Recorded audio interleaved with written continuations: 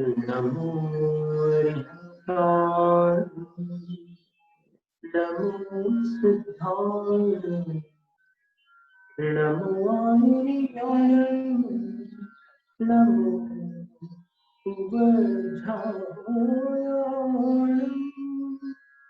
नमो संसारिणे।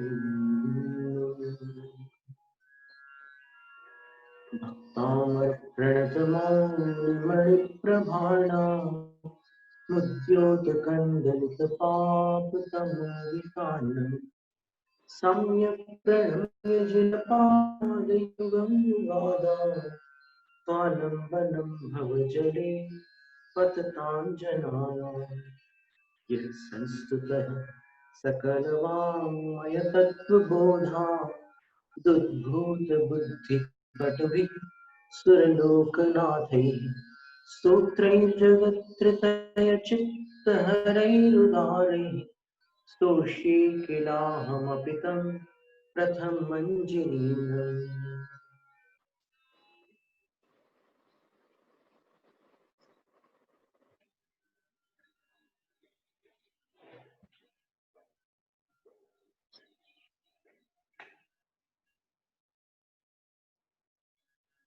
पिछले 2 दिनों के काव्यों का पाठ कर लेते हैं। आस्तान्तवस्तव नमस्त समस्त दोषम्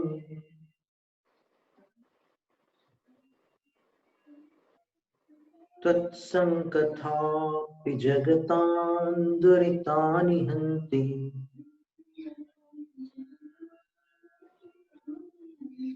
दूरे सहस्रकिरणः कुरुते प्रभैव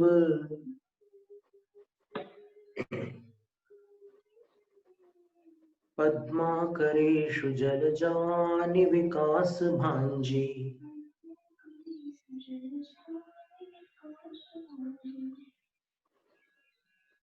नात्यद्भुतं भुवनभूषणभूतनाथ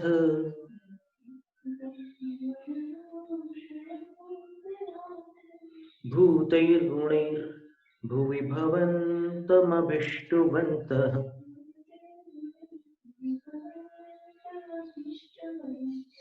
तुल्या भवन्ति भवतो ननु तेन किं वा।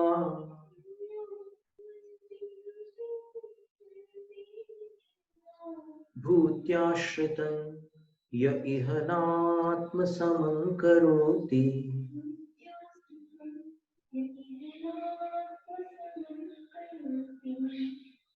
तो ये 10 काव्य जो है इनको पीठिका अथवा भूमिका काव्य कहते हैं। पीठिका का मतलब होता है चौकी, छोटा सा आसन। भूमिका का भी वही तात्पर्य है, पहले भूमिका होती है, उसके बाद में फिर उस पर कुछ विराजमान किया जाता है।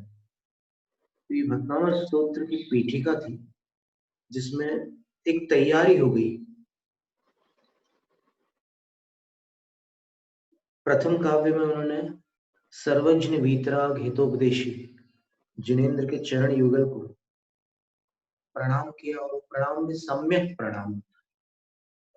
फिर द्वितीय काव्य में उन्होंने प्रण प्रतिज्ञा संकल्प लिया कि जिनकी स्तुति संपूर्ण वाङ्मय के मर्मज्ञ और मर्मज्ञ होने के कारण स्तुति करने के लिए जो बुद्धि अपेक्षित है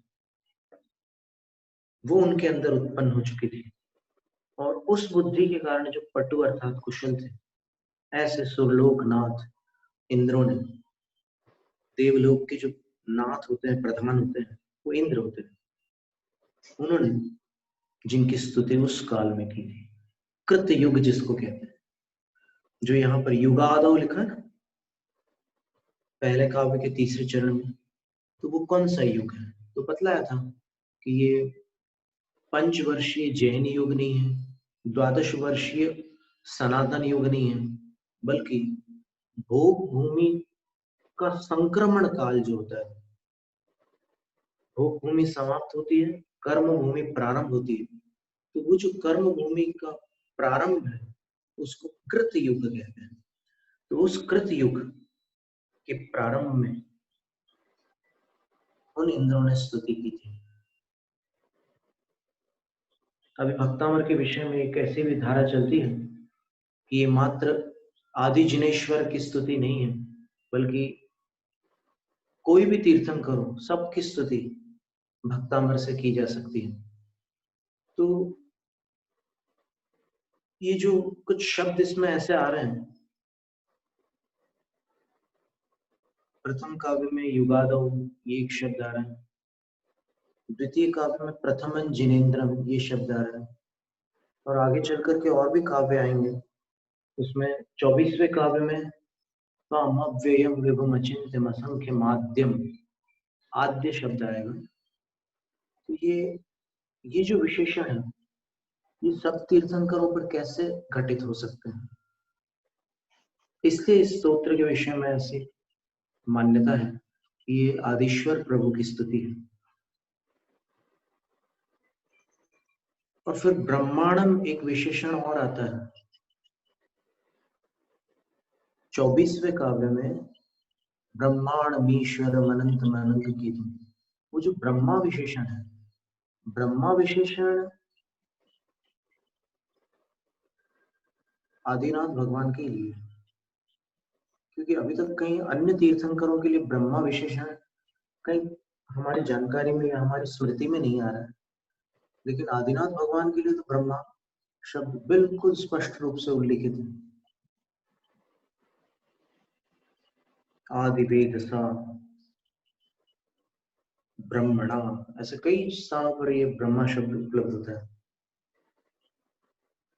तो ऐसे ये कुछ 4-5 ऐसे स्थान आते हैं भक्तावर में जहां पर ऐसा लगता है कि ये स्तुति अन्य तीर्थंकरों की ना होकर आदि जिनेन्द्र की है। फिर अब अपन एक तीर्थंकर की स्तुति करते हैं तो आचार्य वीर सिंह स्वामी ने लिखा है कि एक जिन की वंदना में समस्त जिनों की वंदना समाविष्ट हो जाती है, क्योंकि जिन्होंने वो अनंत चतुष्टय प्राप्त किए हैं। जैसे इस अवसर पीढ़ी काल में इस भरत क्षेत्र में आदिनाथ भगवान आदि नाथ थे, है ना। आदि यानी प्रथम और नाथ यानी तीर्थंकर जिनेन्द्र, तो आदि तीर्थंकर थे। तो उन्हीं से धर्म प्रारंभ हुआ इस काल में। इससे पहले यानी कोई ऐसा सम्यक दर्शन, सम्यक ज्ञान, सम्यक चारित्र रूप ये रत्नत्रय का आचरण था ही नहीं अवसर पीढ़ी।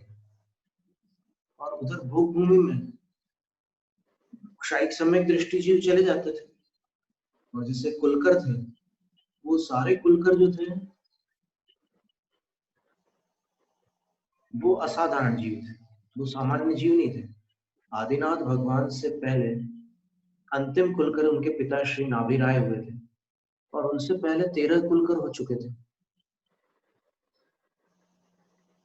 और वे कुलकर क्षायिक सम्यक दृष्टि थे, विदेह क्षेत्र से आए हुए थे, और विदेह क्षेत्र में उन्होंने मुनियों को दान दिया था, और उस दान के फलस्वरूप उनको यहाँ की मनुष्य आयु बंधी थी। यहाँ की कह रहा हूँ एक भोग भूमि की मनुष्य आयु बंधी थी, और यहाँ पर वो भोग भूमि का समापन काल चल रहा था, तो भोग भूमि में आकर के वो उत्पन्न हो गए थे। ये तो आदिनाथ भगवान जो थे वो प्रथम कर्म भूमिया थे, उनके पिता तक भोग भूमि थे। नाभिराय जो थे ना कुलकर, वो भी भोग भूमि थे। तो वो सारे के सारे क्षायिक सम्यक दृष्टि थे, क्योंकि उन्होंने वहां विदेह क्षेत्र में मुनिदान किया, और मुनिदान करने के उपरांत, मुनिदान का अर्थ होता है मुनियों के लिए दान, आहार दान। नहीं तो कोई उल्टा सीधा अर्थ लगा ले, आजकल की बुद्धि बड़ी विचित्र है, वो कहते कुछ है और समझते कुछ है। तो खैर सबके लिए नहीं कह रहा, आप लोगों में से बहुत लोग सद्बुद्धि है, पर ये जहां तक पहुंचेगी ये बात है, हो सकता है किसी के मन में कुछ अलग अर्थ निकले। मुनिदान का शब्द अर्थ होता है मुनये दानम मुनिदानम, मुनि के लिए दिया हुआ दान। मुनियों का दान नहीं होता, मुनि को कोई दान में दे सकता है क्या?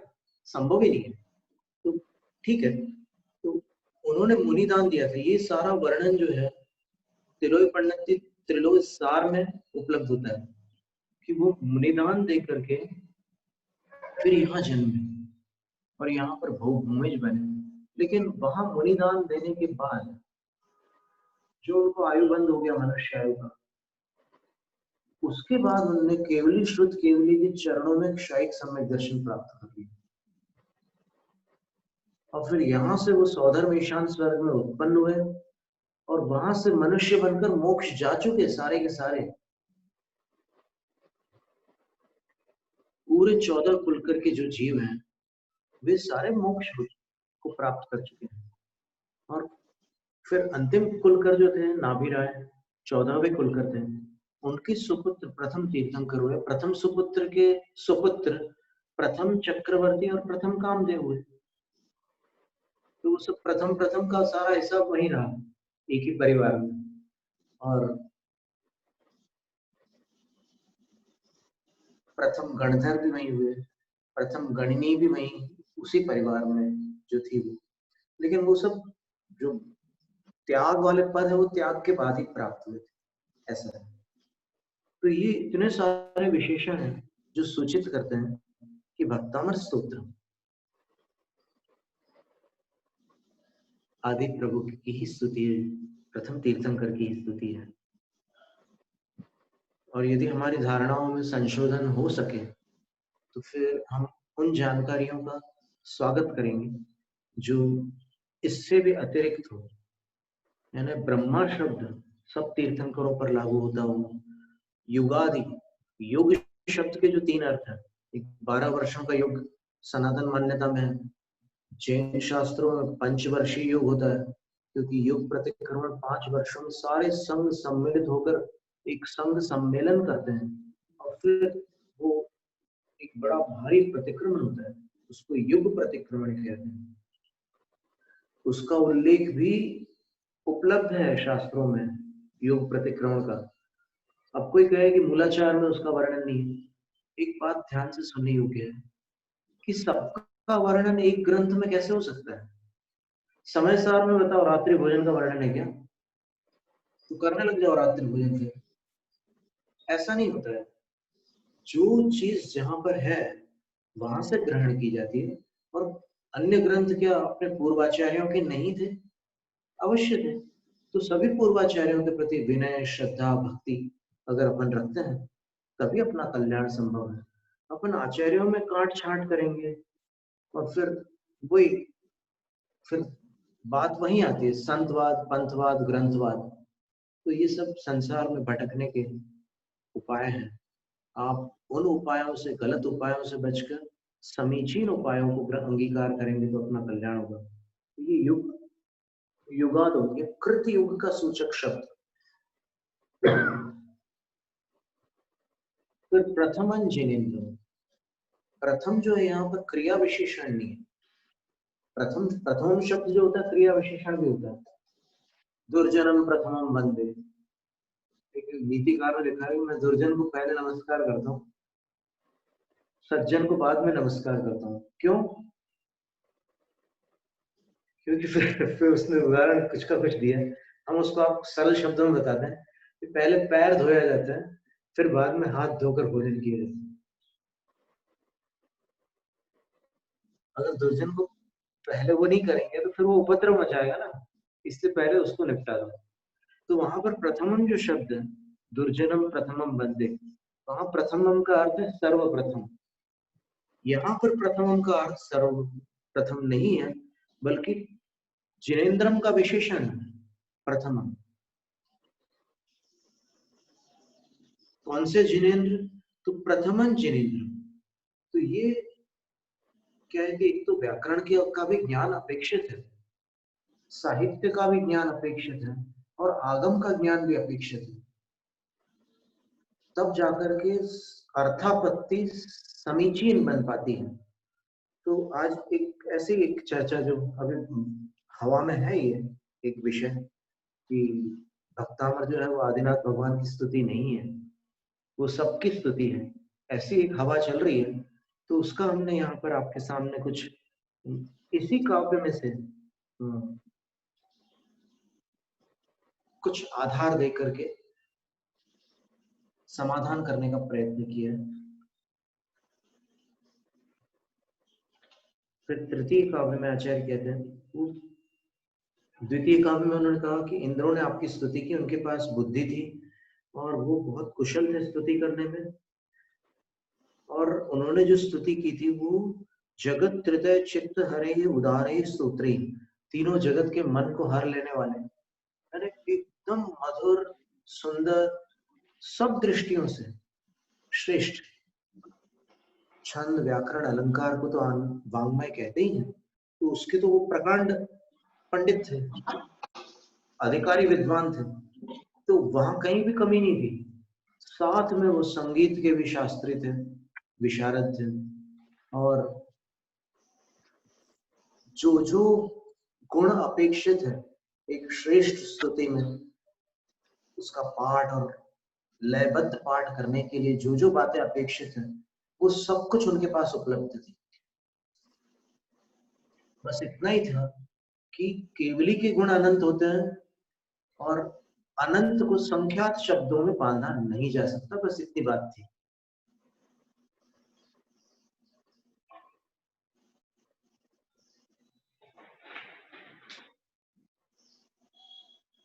आचार्य जिनसेन स्वामी ने, भगवत जिनसेन आचार्य महाराज ने कहा कि काव्य रचना के लिए क्या आवश्यक है।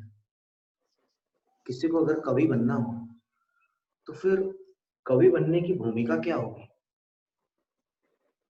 तो उन्होंने लिखा कि उस भूमिका के बिना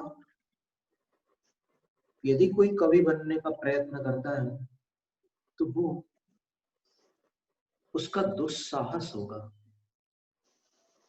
इसलिए हमेशा जो भी काव्य रचना करना चाहते हैं उनसे हम हमेशा, बड़े हैं तो निवेदन करते हैं कि आप छंद शास्त्र पढ़ लीजिए और मात्राओं की गणना और सारी बातें आप व्यवस्थित सीख लीजिए, फिर आप काव्य रचना करिए।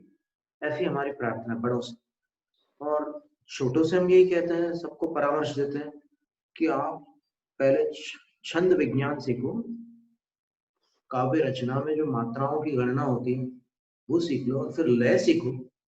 बिना लय के काव्य नहीं होते कभी भी। और फिर भाषा का भी ज्ञान प्राप्त करो। यदि आपकी भाषा दूषित होगी तो फिर आपका काव्य जो होगा हास्य का स्थान बनेगा, लोग खिल्ली उड़ाएंगे, तो बोलना तो आता नहीं और फिर कविता लिखने चल गए, ये स्थिति बनेगी। तो उन्होंने जो श्लोक लिखा वो ये है, अनभ्यस्त महाविद्या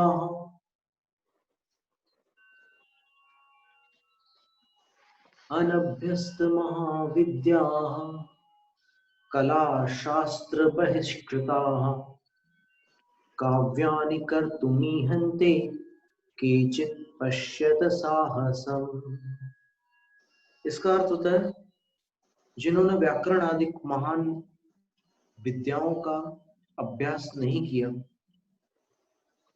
अर्थात जिन्होंने भाषा पर अधिकार प्राप्त नहीं किया, और कला शास्त्र बहिष्कृता, जिनको संगीत आदि कलाओं के शास्त्र ने बहिष्कृत कर रखा है, अर्थात जिनको उसका ज्ञान ही नहीं कला शास्त्रों का, ऐसे कुछ लोग हैं केचित, ये काव्यानि कर्तुमीहन्ति, कविता लिखने का प्रयास करते रहते हैं।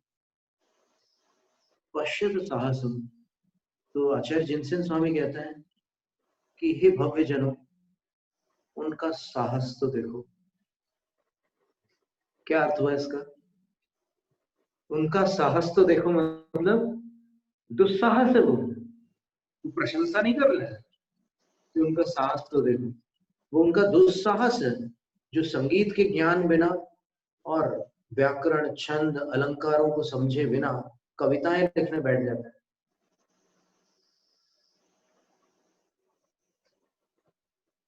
तो ऐसे इंद्रों ने भगवान की स्तुति की थी, जिस स्तुति को सुनकर समवसरण की उस विराट सभा में जो वातावरण बना होगा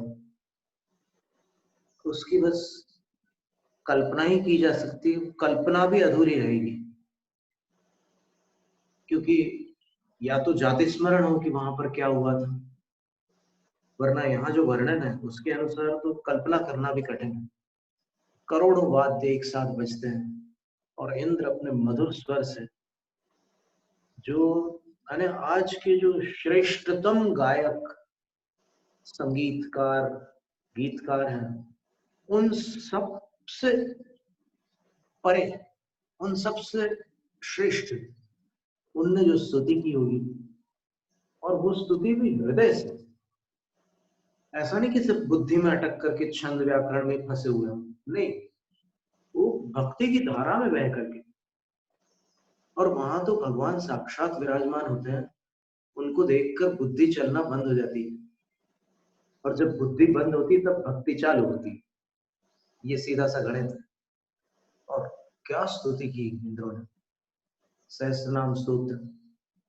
अभी जैसे हमने सुना था 1982 के आसपास हम मुंबई गए थे, तो फिर वहां के संगीतकारों से कुछ मुलाकात हुई थी हमें। एक पियानिस्ट से, पारसी कैरसी मिस्त्री थे, फिर और भी बहुत सारे लोग थे, हीरा लाल वगैरह, कई इंस्ट्रूमेंटलिस्ट थे। वो उनने उस टाइम लक्ष्मीकांत प्यारेलाल का थोड़ा ज्यादा जोर था। वो एक महीने में 17 रिकॉर्डिंग्स उनकी होती थी। तो बताते थे वो कि एक लाइन में वो जो चेयर्स होती है उस पर 50-50 वायलिनिस्ट्स बैठते हैं, और यहाँ से वो नोटेशंस देते हैं। वो जो ऐसे ऐसे हिलाते हैं ना हाथ अपना, म्यूजिशियंस, वो कुछ संकेत देते हैं उनको, जो संगीत की भाषा को, लिपि को जानने वाले समझ लेते हैं कि अब ये है, ये प्ले करना है। और उसमें अगर एक भी म्यूजिशियन कुछ गलत बजा दे तो तुरंत वो पकड़ लेते हैं, और वो बोलते हैं कि ऐसे बस इतना पॉइंट कर देते हैं, तो वो ऐसे माफी मांग करके फिर वो व्यवस्थित बजाते हैं। और कुछ म्यूजिशियंस ज्यादा ही स्ट्रिक्ट होते हैं, जो ट्यून्स कंपोज करते हैं उनको म्यूजिक डायरेक्टर कहते हैं, और जो वाद्यों को अरेंज करते हैं वो म्यूजिक अरेंजर्स कहलाते हैं। ये सारी जानकारी हमें इसलिए क्योंकि हम उस म्यूजिक के फील्ड में रहे हुए। तो उस समय जैसे मान लो लक्ष्मीकांत प्यारेलाल जी ने लता जी से कहा कि आप ये गाइए, ईश्वर सत्य है, तो लता जी ने गाया उसको, और जैसे ही उन्होंने गाया तो यहां से इन्होंने जो इशारा किया, वो स्ट्रिंग्स, बेल्स, सारे इंस्ट्रूमेंट जब एक साथ बजे, तब जो इफेक्ट आया, अगर आप अब कभी सुनो उस पद को, ईश्वर सत्य है, उसके बाद के इंस्ट्रूमेंट्स को आप सुन करके देखना, अब आपका ध्यान जाएगा विशेष। हो सकता है पहले ही कई लोगों ने ध्यान दिया हो, आप देखिएगा कैसे वाद्य बजते हैं वहां पर। और यदि किसी बड़े सभा भवन में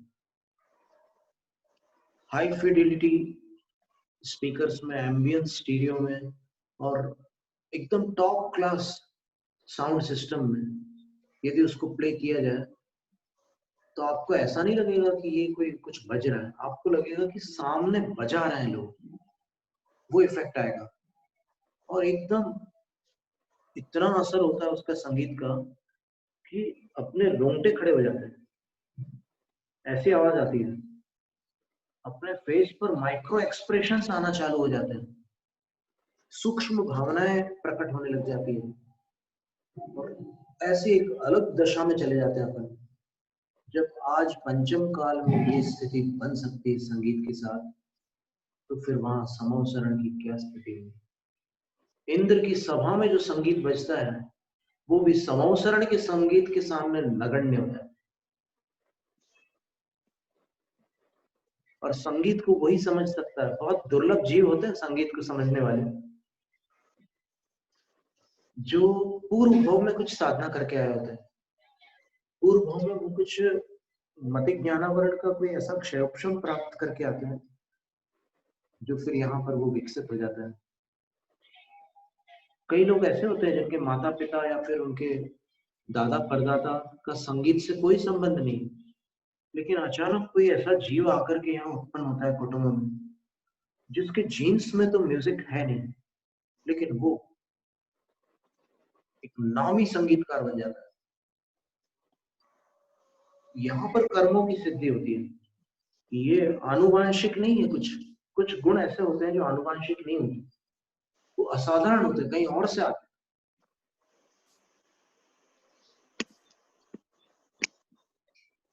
जैसे अब हम अपने बारे में यही कह सकते हैं कि हमारा जो जैनत्व है वो आनुवांशिक नहीं है, वो भवांतर से संस्कार रूप से आया हुआ है। तो ऐसे प्रथम जिनेंद्र की स्तुति जिन्होंने सर्वोत्कृष्ट ढंग से वहां हुई थी समोसरण में, उनकी स्तुति मैं भी करूंगा। आचार्य मानतम स्वामी बिल्कुल विनय से कह रहे हैं, मैं भी करूंगा। फिर तृतीय काव्य में उन्होंने ये सारी पीठिका जो थी, भूमिका थी, उसका अपन एक बार पुनरावर्तन कर रहे हैं, एक बार उसका स्मरण कर रहे हैं कि कैसे आचार्य महाराज ने भूमिका बनाई है। फिर उसके बाद जो स्तुति प्रारंभ होगी 11वें काव्य से, उस पर अपन ध्यान देंगे कि हे देवों द्वारा अर्चित पाद पीठ के स्वामी, आपके चरणों की चौकी की देवों ने द्रव्य चढ़ाकर अर्चना की थी। हे आदिश्वर, वैसी बुद्धि के बिना भी अहम स्तोत्रम समुद्यत मति, मैं स्तुति के लिए समुद्यत मति अर्थात उत्कंठित बुद्धि हो रहा हूं। मेरी बुद्धि आपकी स्तुति करने के लिए उत्कंठित हो रही है। और एक तरह से मैं कह सकता हूं कि न तो उतना ज्ञान है मेरे पास, उनके पास 14 पूर्वों का ज्ञान होता है। सौधर्मेंद्र जो होते हैं चतुर्दश पूर्वधारी होते हैं, लोकांतिक देव चतुर्दश पूर्वधारी होते हैं, सर्वार्थ सिद्धि के जो देव होते हैं हेमेंद्र चतुर्दश पूर्वधारी होते हैं। मेरे पास तो एक अंग का ज्ञान भी नहीं, पूर्व तो बहुत बड़ी बात होगी। तो मेरे पास उन इंद्रों जैसी बुद्धि नहीं है, एकदम सरल सहज सरल रूप से स्वीकार कर रहे हैं आचार्य महाराज। जो कमी है उसको क्या छुपाना, और भगवान के सामने तो सवाल ही नहीं उठता छुपाने का। हे भगवान, मैं वैसी बुद्धि के बिना भी आपकी स्तुति के लिए उत्कंठित मति होकर एक तरह से विगत कृपा लज्जा विहीन, मुझे संकोच नहीं हो रहा है। मैं तो एकदम एक बाल चेष्टा कर रहा हूँ, जैसे बालम विहाय, बच्चे के अतिरिक्त जल संस्थितम इंदु बिंबम अन्य कह जन सहसा ग्रहीतुम इच्छति, जल में पड़ी हुई चंद्रमा की परछाई को अन्य कौन भला मानुष अर्थात कौन बुद्धिमान मनुष्य सहसा ग्रहीतुम इच्छति, सहसा पकड़ने की इच्छा करता है। बच्चा ही करता है, समझदार मनुष्य नहीं करता, क्योंकि जानता है कि ये तो प्रतिबिंब है, वास्तविक चंद्र नहीं है। तो इसी तरह मैं भी, मेरी बुद्धि में जो प्रतिबिंब पड़ रहा है आपके कुछ गुणों का, जो मेरे गुरुजनों से मुझे जो शास्त्र पढ़ने मिले उनसे प्राप्त हुआ है, बस मैं उसी को पकड़कर यहाँ पर स्तुति करने के लिए उत्कंठित हो रहा हूँ। आप कैसे पकड़ सकता हूँ मैं आपको, आप तो आप हैं, आपको तो वो भी नहीं पकड़ सके थे इंद्रादिक। फिर चौथे काव्य में उन्होंने दृष्टांत दिया कि जैसे प्रलय समुद्र है, उसको भुजाओं से कौन तैर सकता है। तो बृहस्पति जैसा बुद्धिमान भी आपके चंद्रमा जैसे सुंदर गुणों को, हे गुण समुद्र, कौन बखान कर सकता है, कोई नहीं। फिर पांचवें में कहा कि तथापि तब भी सोहम, वो मैं हूं जो विगत शक्ति रखी, शक्ति विगत होकर भी, शक्ति रहित होकर भी, तब भक्ति वशात, आपकी भक्ति के वश अर्थात प्रभाव से ही मुनीश स्तवन कर तुम प्रवृत्त हूं, स्तवन करने के लिए प्रवृत्त हूं, तत्पर हूं। उदाहरण दिया, भक्ति का उल्लेख हुआ ना, तो भक्ति एक ऐसी भावना है कि उसके भावावेश में ये असंभव संभव हो सकता है, अन्यथा बुद्धि से करने जाओ तो नहीं हो सकता। उदाहरण दिया कि जैसे प्रीति है, मृगी, हिरणी, उसको इतनी प्रीति है अपने निज शिशु प्रीतिया, अपने शिशु के प्रति इतनी प्रीति है कि निज शिशु परिपालनार्थम, अपने शिशु की रक्षा के लिए क्या हुआ कि मृगी मृगेंद्र नाप्येति, मृगेंद्र के सामने नहीं चली जाती। अगर हिरणी के बच्चे पर सिंह आक्रमण करता है तो हिरणी उस बच्चे के पीछे की तरफ है, तो वहां से वो भागती हुई बच्चे के समक्ष आ जाती है। बच्चे के समक्ष क्या, वो तो सिंह के समक्ष आ जाती है। पहले बच्चा बीच में था, अब हिरनी बीच में आ गई। मेरे जीते जी इसको हाथ नहीं लगा सकते। हे मृगराज, आत्मवीर्यम अविचार्य, मुझे अपनी शक्ति की चिंता नहीं है। मुझे पता है कि मैं तो आपके एक पंजे के वार को झेल नहीं सकती, क्योंकि आप जब पंजे का वार करते हो तो हाथियों का मस्तक फट जाता है। इतना पावर होता है सिंह के पंजे के प्रहार में। उसको भी साइंटिस्ट लोगों ने मापा भी है उसको कि उसमें कितना पावर होता है, बिल्कुल पावर पैक्ड वो प्रहार होता है। और यहाँ गुजरात में जो गिरनार पर्वत है, उसके कुछ दूरी पर एक सासणगीर नाम का अभयारण्य है, जहाँ शेर ही शेर, बहुत सारे शेर रहते हैं, सैकड़ों शेर रहते हैं। तो वो शेर उसमें लिखा है, इस पुस्तक में, सिंह नाम की एक पुस्तक निकली थी वहां से, उसमें लिखा था कि वो जब शेर अपने पंजे से बैल के मस्तक पर प्रहार करता है तो बैल के मस्तक की जो हड्डी है उसके पीसेस हो जाते हैं, टुकड़े टुकड़े हो जाते हैं। हिरनी कहती है कि मैं तो तुमसे नहीं लड़ सकती, लेकिन अपने जीते जी बच्चे पर भी तुम्हारा वार नहीं देख सकती। तो बस इसी प्रकार मेरी भक्ति, मेरी शक्ति तो काम नहीं कर सकती स्तुति करने के लिए, लेकिन मेरी भक्ति अपने ज्ञान को जोखिम में डालकर आपकी स्तुति करवाना चाह रही है। तो तव भक्ति वशान, आपकी भक्ति के वश से मैं स्तुति करना प्रारंभ कर रहा हूं। फिर कहते हैं कि मैं तो अल्पश्रुत हूं, जितने शास्त्र हैं उसमें थोड़ा सा मेरे पास शास्त्र ज्ञान है, और शुद्ध बताम परिहासताम, विद्वानों के लिए हास्य का स्थान हूं। लेकिन क्या करूं, मां, मुझको बलात्, जबरन, तद भक्ति रे मुखरी कुरते, आपकी भक्ति ही वाचाल कर रही है, बातों नहीं बना रही है, आवश्यकता से अधिक बुलवा रही है।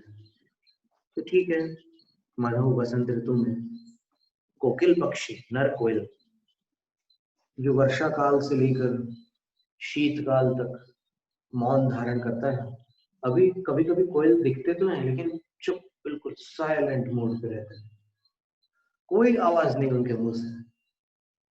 अभी केशलोंज के दिन हमने कोयल को देखा था यहाँ, बिल्कुल चुप। वो अचानक बसंत ऋतु में बोलना प्रारंभ कर देता है, कूकने लग जाता है। नर कोयल होता है कूकने वाला, तो मधुरम विरोध, बहुत मधुर होती है उसकी ध्वनि। कोयल की ध्वनि सुनने में कर्कश नहीं लगती, मीठी लगती है। एक श्लोक भी बचपन में पढ़ते थे, संस्कृत की मैडम पढ़ाती थी, चौथी कक्षा में थे मुझे, चौथी या पांचवी कक्षा में। काक कृष्ण पिक कृष्ण, को भेदः पिक काकयोः, वसंत समये प्राप्ते, काकः काकः पिकः पिकः। कौवा काला, कोयल काली, दोनों कालों में भेद क्या? तो उत्तर देते हैं, वसंत समय प्राप्ते, वसंत समय के प्राप्त, वसंत ऋतु के प्राप्त होने पर, काका काका, कौवा तो काव काव ही करता रहता है, पिका पिका, कोयल जो है वो कूकना प्रारंभ कर देती है। तब पता चलता है कि दोनों में अंतर है। वैसे आकृति में भी अंतर होता है, लेकिन दूर से देखने पर लगभग मिलते जुलते रहते हैं। तो उसका कारण क्या है? आम्र चारु कलिका विपरीत हेतु, आम्र मंजरी ये उसका एकमात्र हेतु है। बस इसी प्रकार मैं जो स्तुति करने जा रहा हूँ उसका एकमात्र हेतु आपकी भक्ति है। सप्तम काव्य में कहते हैं कि आपकी उत्तम स्तुति के द्वारा संसारी प्राणियों का जन्म जन्मांतर का बंधा हुआ सुदृढ़ पाप निदत्त निकाचित कर्म बंधन क्षण मात्र में विनाश को प्राप्त हो जाता है। जैसे सूर्य किरणों के माध्यम से शीतकालीन लंबी रात्रि का घनघोर अंधकार जिसने संपूर्ण लोक को व्याप्त करके रख लिया है, और जो अली के समान कृष्ण भौरे जैसा काला है, वह अशेषम पूर्णतः आशु तत्काल अल्प समय में शीघ्र ही जिस प्रकार नष्ट हो जाता है, उसी प्रकार आपकी स्तुति से संसारी प्राणियों का पाप नष्ट हो जाता है। आठवें काव्य में कहते हैं कि ऐसा जानकर, अर्थात आपकी स्तुति पापों का नाश करती है, इस बात को जानते हुए मेरे द्वारा यह आपका स्तवन प्रारंभ किया जा रहा है। मैं कैसा हूं? तनु दिया, फिर अपने आप को लघु बता रहा है, मैं छोटी बुद्धि वाला हूं, लेकिन तब भी आपकी स्तुति प्रारंभ कर रहा हूं। पर एक बात विश्वास पूर्वक घोषित करता हूं कि तब प्रभाव, आपके प्रभाव से, मेरे वचनों से नहीं, मेरे शब्दों से नहीं, मेरे काव्य से नहीं, आपके प्रभाव से चेतु हरिष्यति सताम, सत्पुरुषों के चित्त को यह भक्तामृत स्तोत्र हर लेगा। अब यहाँ पर किसी के मन में प्रश्न आ सकता है, सताम क्यों लिखा? सर्वेशाम क्यों नहीं लिखा? सबके मन को हर लेगा भक्तामृत स्तोत्र, ये क्यों नहीं लिखा? केवल सताम क्यों लिखा? तो इसका उत्तर सरल है कि सत्पुरुष ही तो भक्तामृत में रुचि लेते हैं, दुर्बुद्धि लोग तो नहीं लेते रुचि, तो इसलिए उनको छोड़ देते हैं ना, उनको क्यों साथ में शामिल करें? सताम लिखा है, जो सद्बुद्धि है वही यहाँ पर रुचि लेंगे और उनके मन को यह भक्तामृत स्तोत्र हर लेगा। जैसे संगति के प्रभाव से, आपके गुणों की संगति से यह स्तुति सबके सज्जनों के मन को हरेगी। जैसे कमलिनी के पत्तों की संगति के प्रभाव से पानी की बूंद मोती के समान चमकती होती है। फिर नौवें काव्य में कहते हैं कि हे भगवान, मैंने पहले कह तो दिया कि आपकी स्तुति से भगवान्तर का सुदृढ़ पाप नष्ट होता है, लेकिन मैं कुछ और कहना चाहता हूँ। आपकी स्तुति और भी बड़ा काम कर सकती है। मात्र किसी जीव को सम्यक दर्शन प्राप्त हो जाए आपकी स्तुति से, वहां तक उसकी सीमा नहीं है। आपकी स्तुति उससे भी बड़ा काम करने में सक्षम है। पापों का नाश तो आपकी चर्चा से ही हो जाता है। स्तुति तो बहुत दूर की चीज है।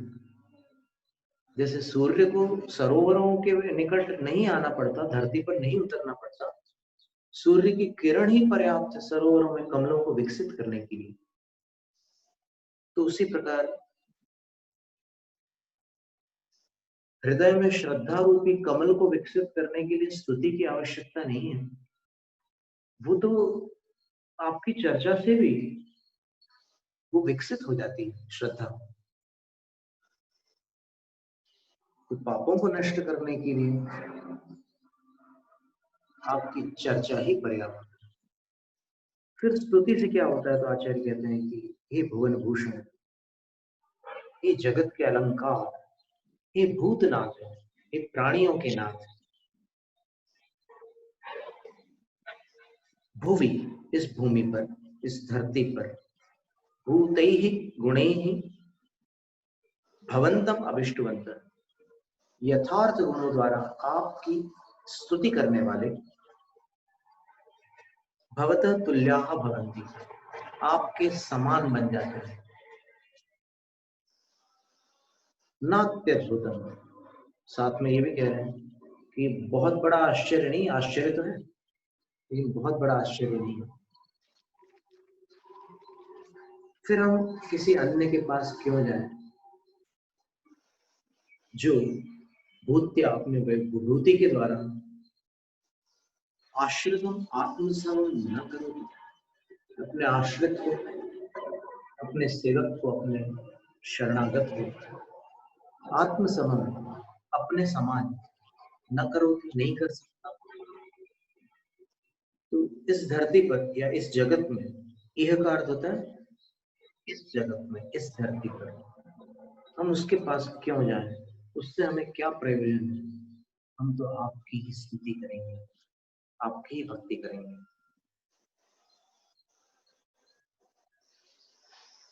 अब इसमें आपकी भक्ति के अंतर्गत, आपके यथार्थ गुणों के अंतर्गत क्या क्या आता है, इसको समझने के लिए आगम का कुछ आलंबन अपेक्षित है और भक्तावन स्तोत्र के आगामी काव्यों का कुछ परिचय भी अपेक्षित है, क्योंकि भगवान के जो गुण हैं उनका वर्णन अब 11वें काव्य से प्रारंभ किया जाता है।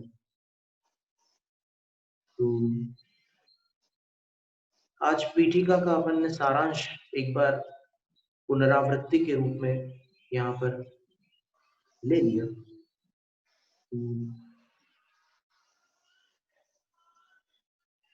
आगामी सत्र में अपन देख लेते हैं, रविवार के दिन देख लेंगे। आज इतना ही रख लेते हैं। जय हिंद, जय